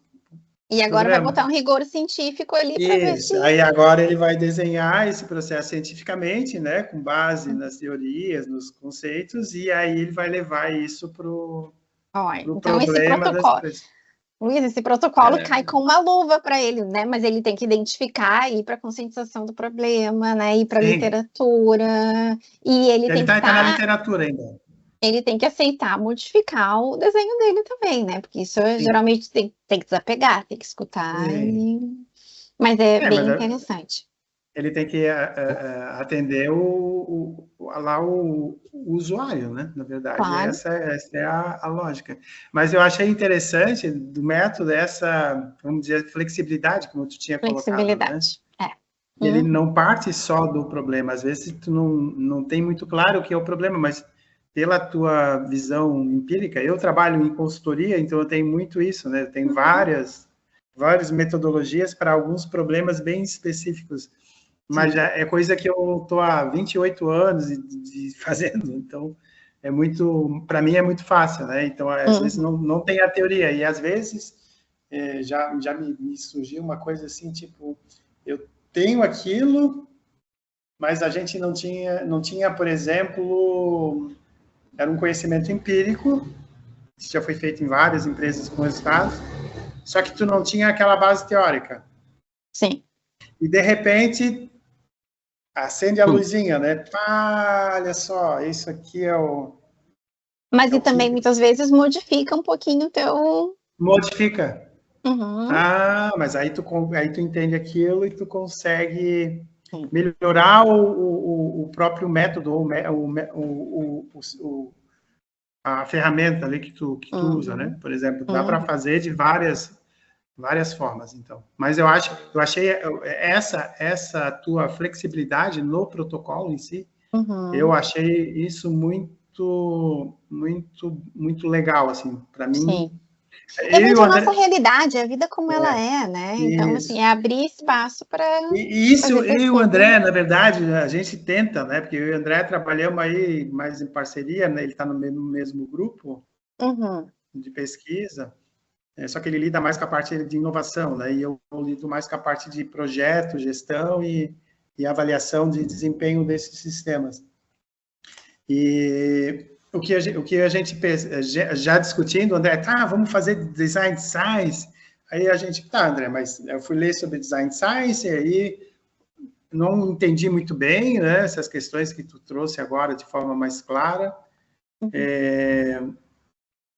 E a gente não tinha como fazer. Aí eu falei, vamos fazer então a reunião, traz alguém aí que tu conhece de design science. Legal, legal. E aí a gente traz esses conceitos para dentro aqui, para que a gente possa aplicar isso. Eu acho que essa é a lógica, né? E claro, essa tua contribuição aqui, olha, é incomensurável para nós aqui. Ai, que bom, que bom. Sabe que outro dia eu visitei a Fevale. E assim também, né? Mas só com um grupo de professores e tal, porque o pessoal começa a se dar conta que no profissional faz muito sentido para a gente. E é muito útil a gente ter esse método, né? E o bom é que começa a abrir espaço para publicações, etc. Mas deixa eu contar uma coisa para vocês que aconteceu com o meu último doutorando. Ele apresentou a ideia, ele levou para um grupo focal na empresa, uma grande empresa multinacional, o problema, e para começar a conscientização do problema. E as pessoas começaram a gostar, né? E daí ele levou para uma validação inicial do artefato. A empresa gostou muito. E rapidamente chamaram uma equipe e mandaram, pega esse modelo aqui e desenvolve um software. Só que isso era a tese do meu aluno, né? Uma empresa botou lá 10 pessoas num projeto e desenvolveram o software em 3, 4 meses. E a academia, com todo o seu processo rigoroso de ser, né? Faz essa etapa, valida com o outro e tananã. Pronto, né? A empresa já está usando o software em menos tempo, mas ele defendeu a tese, claro. A gente acabou fazendo um estudo aqui em Portugal também e tudo mais, mas para ver como os timings de mercado são outros, né? Então, com certeza. A Cris chamou a atenção para uma coisa que me ocorreu agora também, que é uma preocupação que os programas das áreas sociais aplicadas não têm tanto, mas deverão começar a ter, né? É a questão dos direitos autorais sobre isso, né? É uma questão... A patente, a gente sabe que nesse nosso mundo, embora seja possível, mas ela é mais, dependendo da área, né? Um pouco mais figurativa do que realmente uma possibilidade real de você proteger por este mecanismo. Né? Mas, em compensação, tem uma questão, né, de nós vamos ao campo numa empresa e uma empresa vai participar de um processo, um NDA, né? Olha, eu estou aqui, você sabe que eu vou te apresentar alguma coisa, né? E qualquer coisa derivada disso. Então, existem formas disso, e de acordo com o nível de investimento que o doutorando está tendo, ou até da empresa também, que vem, assim como mestrado e doutorado profissional de vocês, né, Cris? Vem a oferecer, isso são coisas que vão precisar começar a ser melhor negociadas, né? Até aquilo que pode ir para a tese ou para a dissertação, aquilo que eventualmente não vai ser possível ser publicado. Então, essas questões foi bom você destacar, porque elas vão começar a emergir, né? À medida porque a gente tem uma relação muito próxima com as empresas, muito próxima. E daí tudo pode acontecer, né? Assim como a gente acaba coletando dados que são muito sensíveis, né? As empresas também estão levando o nosso conhecimento. Se a gente construir juntos, ok. Mas, assim, o ineditismo de uma tese, como é que fica? Então, a gente teve que dar uma volta ali para as coisas funcionarem, porque, na verdade, a empresa acabou fazendo o software acontecer, num período muito mais curto do que era possível para o aluno, né? Então... Sim, com recursos. Eu acho que a Lu queria perguntar alguma coisa também. Eu ia perguntar exatamente isso, André, e perguntar se como que esse fato foi visto academicamente, né? O fato da empresa ter feito esse software muito rápido. Isso, né? Eu pensei a mesma coisa, a questão do ineditismo. Muitas vezes, né, quando a gente vai para uma empresa, a gente tem que assinar o documento, né, de sigilo, de tudo isso. Sim. Nesse caso, o aluno também não pode se resguardar, nem pedir isso para a empresa? É que no caso era a empresa que ele trabalha, né? Ah, tá. Mas academicamente, assim, Cristiane, como que foi visto isso, né? Na verdade, assim, se mostrou que tinha uma relevância muito grande, porque eram 3 artefatos. Era um método, um modelo, do modelo saía o método, do método saía o software. E a empresa gostou muito do modelo. Eles pegaram o modelo e já transformaram no software. Então, assim, eles usaram, eles avaliaram, deram carta dizendo que ok, usamos, gostamos e taranã, só que depois eles seguiram uma via paralela e construíram o software deles. O aluno, entretanto, construiu o método e publicou o método com todo o rigor, com todas as voltas necessárias, com coleta em 3 empresas, ficou espetacular. E depois é que gerou o software. Então, a gente tem um caminho um caminho longo e tudo mais, e a empresa só pegou o modelo. Então, enquanto tese, tinha ineditismo, porque eram 3 artefatos. E a empresa se valeu do modelo e já saiu com o software, que dava. Sim. É possível, Legal. é possível. Só que olha que interessante, hoje eles tornaram, porque era um artefato, uma ideia de simplicidade. A gente precisava de portfólio de projetos e tal, e precisava de simplicidade. A empresa colocou N campos a mais e está com dificuldade de usar, porque colocou muitos campos no tal do sistema, e a ideia era justamente o mínimo de campos possível para diferentes projetos e tal. Pronto, mas então, assim, aquele resultado que nós tivemos, que não podia ter muitos campos, foi exatamente o problema que a empresa está enfrentando com o software agora. Então, sim, Luciana, sentiu na pele. Sentiu na pele. Eles tinham dinheiro para pagar. E vai ficar mais um software lá parado, porque era justamente esse o grande problema que a gente encontrou no campo, que eram softwares muito cheios de funcionalidades complexas e que acabavam não sendo usados. Pronto, eles voltaram a fazer o problema. Por que não seguiram os nossos passos, né? O Cristiane, Legal, Cristiane, eu tenho uma outra dúvida que eu acho que seria interessante, né? A gente aqui, diferente de vocês, a gente tem alguns acessos às empresas, né? Mas não é tão relevante. Então, nós estamos fazendo um movimento aqui para que a gente possa ter dessas empresas, né? A Univale tem, mas não para o programa específico, para que a gente traga os alunos, que eles venham com esses problemas das empresas, para que eles façam uma pesquisa em cima da empresa, como esse modelo aí que tu falou e como é que fica essa questão, que aí vai começar a discussão que o André começou, né? Como é que fica aí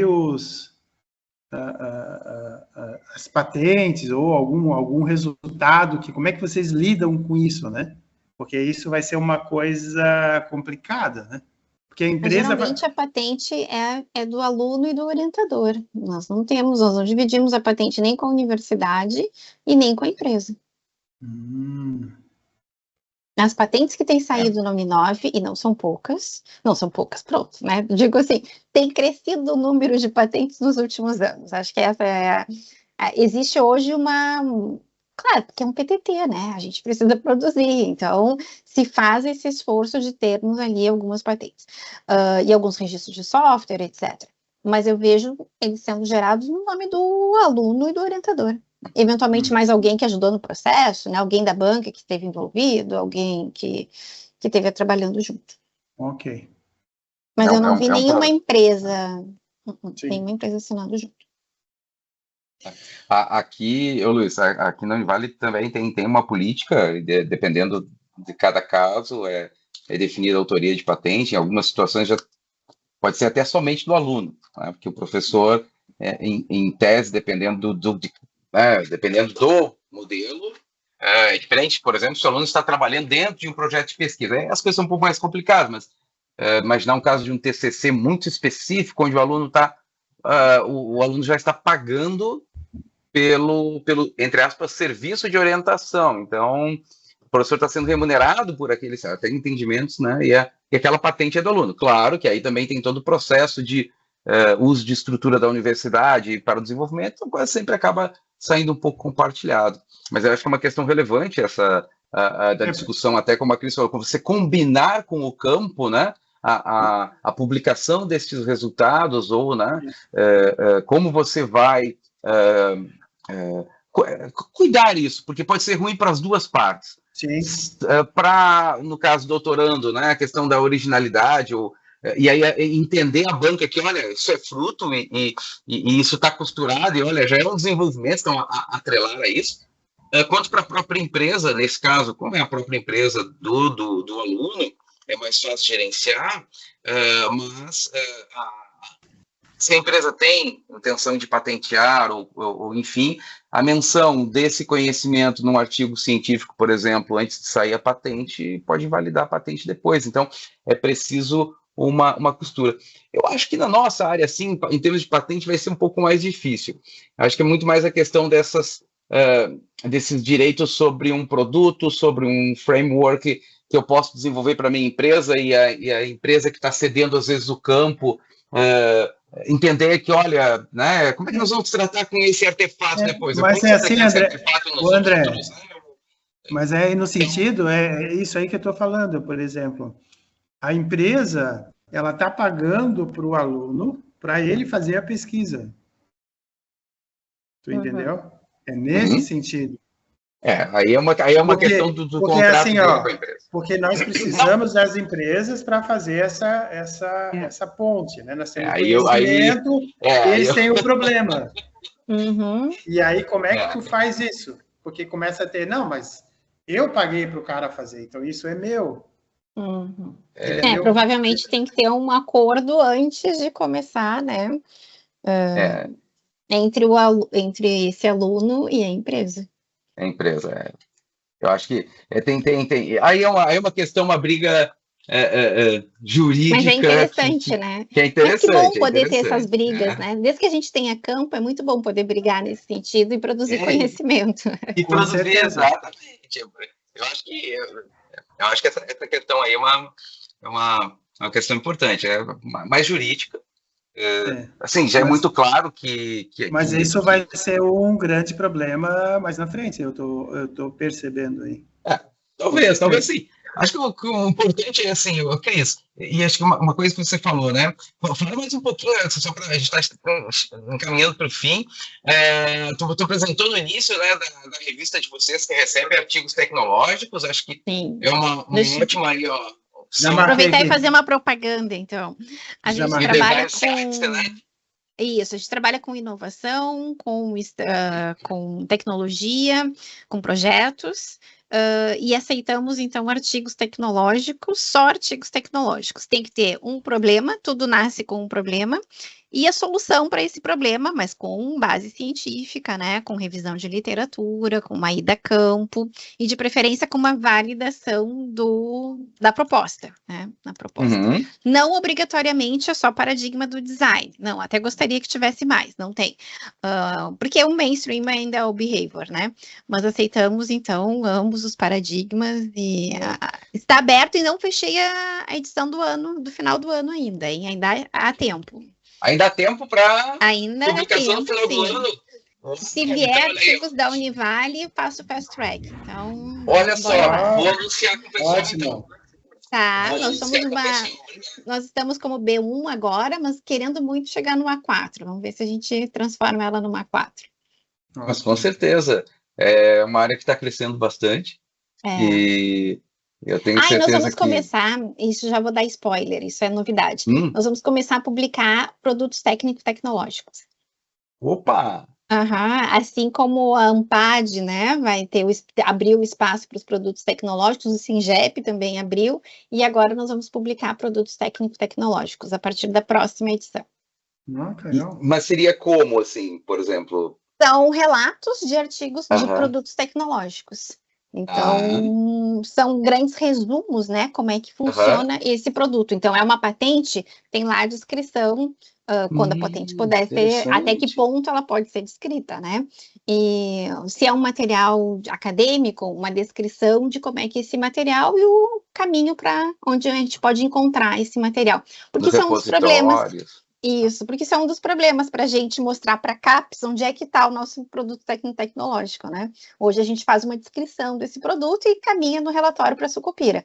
Mas agora, então, a ideia é justamente poder disponibilizar para a academia, né, para os colegas, os produtos. Acho que vai ser...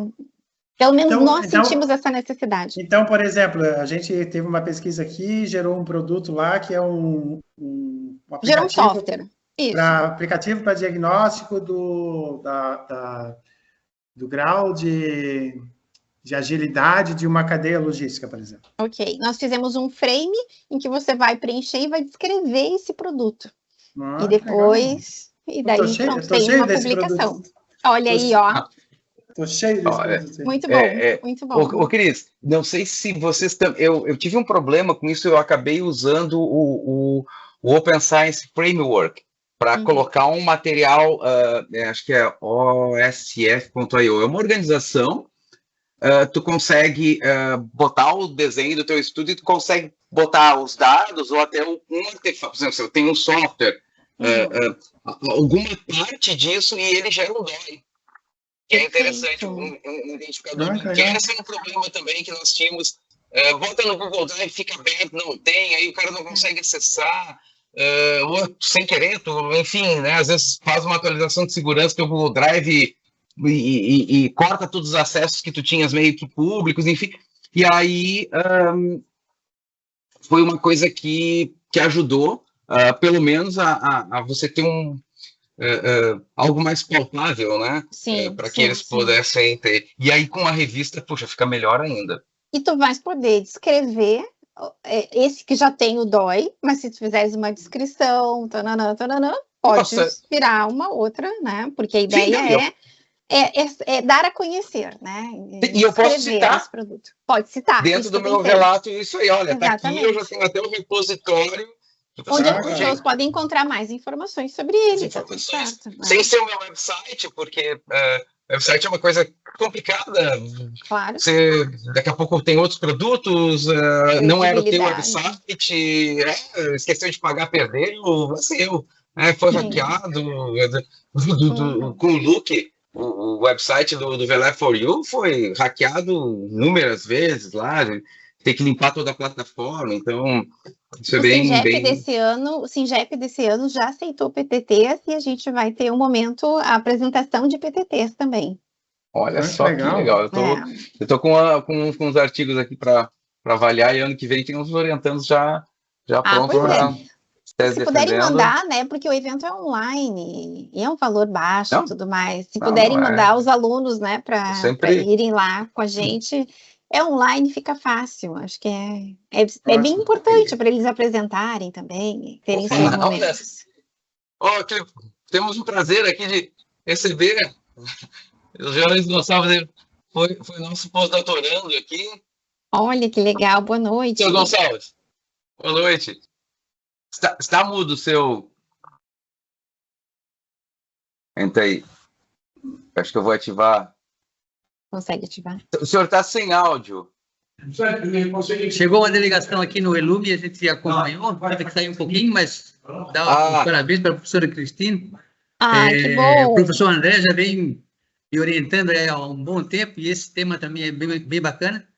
E agora nós estamos aqui em Itajaí, a gente vai poder mais a miúde trocar melhores ideias aí também sobre esse assunto, entre outros, né?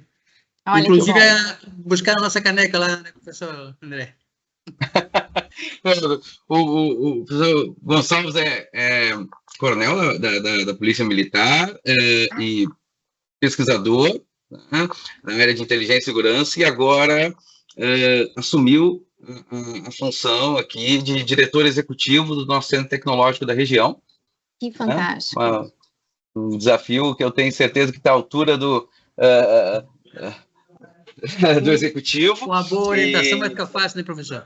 E tem uma proximidade muito grande conosco e é uma pessoa aplicada, né? Nós viemos aí para o doutorado. Eu posso contar o teu caso, que o risco também de você fazer o processo de Design Science não dá certo no meio, né? Então, no caso, o projeto era desenvolvimento de uma aplicação para... É um problema dos bombeiros, unidades unifamiliares, você tem informações, é uma coisa mais grave do que a gente imagina, né? Ter informações sobre as casas, né? Para ajudar a prevenir incêndios, e houve todo um desenho de aplicativos e tal, só que aí dependia, né, de questões políticas, enfim, uma série de outras que não se concretizou. Então, é um risco também, você fica, por isso que a gente estava falando, às vezes você vai ter que ficar ali no MVP e validar ali, deu, né, porque você não consegue controle de todos os... Mas ainda assim se passa por um processo de pesquisa, né, e é trabalho. É isso aí. André... Luiz, você... Infelizmente, chegamos ao final aí desse grande evento. O Cristiano, eu queria agradecer muito você pela sua possibilidade, disponibilidade de estar aqui com a gente. A gente aprendeu muito, tenho a certeza. Que bom, que bom. E espero também que a gente possa fazer uma parceria aí também entre as universidades, para que a gente possa desenvolver mais isso aí, né? Então, a gente tem interesse aqui, e vocês provavelmente também têm. Com certeza, com certeza. Olha, muito obrigada por esse convite, muito simpático, muito boa a participação de vocês. Quiseram pensar em algumas coisas também, é sempre muito importante. André, muito obrigada, que bom que vocês estão aí fortalecendo a instituição, isso é muito importante, muito bom. E nós temos que manter relacionamento, né, e continuar fazendo nossas pesquisas em conjunto aí também. Tá? Com certeza, Cris. Luiz, eu agradeço muito mesmo a vinda da Cris, né, a tua disponibilidade. Eu sei que já está num fuso horário aí, tarde para ti, e para mim foi assim uma honra muito grande, né, que legal. De receber aqui. Espero que a gente consiga, talvez, quem sabe, organizar uma vinda presencial tua. Não sei se quando nada mal. No Brasil de volta, ou... Eu chego naquela semana do dia 6, eu vou embora, 6 de outubro. E vou passar por Florianópolis, né? Porque não temos aeroporto em Porto Alegre ainda. Então, a situação... Sim. A nossa escala, né, mudou um pouquinho. Então, eu ainda paro em Porto Alegre, paro em Florianópolis para poder ir para casa. Mas isso, deixa ter um aeroporto em Porto Alegre, que as coisas ficam melhor, né? Mas quem sabe no final do ano a gente pode marcar alguma coisa, assim. Isso, o final ou o início, que seja no verão. Olha, melhor, ótimo. Tá certo. Um grande abraço, viu? Muito obrigada pela oportunidade. Muito obrigado mesmo. Um abraço. Obrigada, tchau. Um prazer. Um abraço. Tchau, boa noite. Obrigado.